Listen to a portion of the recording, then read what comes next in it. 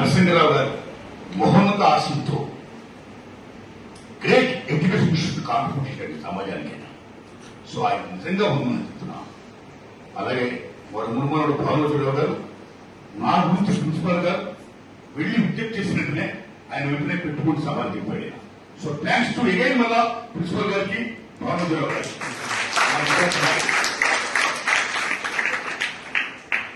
ఈ AVN college మామూలు చరిత్ర లేదు. ఎంత మహాచరిత్ర అంటే డాక్టర్ సివి రామన్ గారు ఇక్కడ చదివారు, మహాదేవ్ శ్రీశ్రీ గారు చదివారు, బొంగల్ జగ్గయ్య గారు చదివారు, ఎస్వి రంగారావు గారు చదివారు, చాగంటి కోటేశ్వరరావు గారు చదివారు, ఒక్కరైతే మహాముఖులు చదివారు.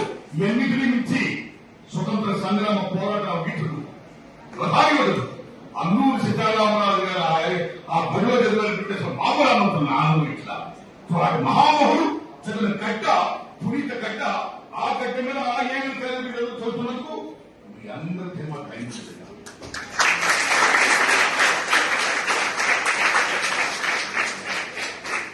అబ్దుల్ కలాం గారు ఏమంటారు?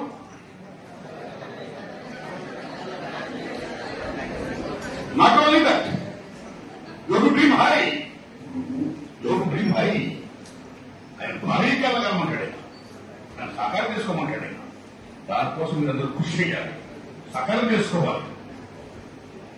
పూర్వములలో తల్లిదండ్రులు తమ పిల్లలకి ఇచ్చే ఆస్తిపాస్తులు నగో నట్రో భూమో ఉపయోగించేవారు.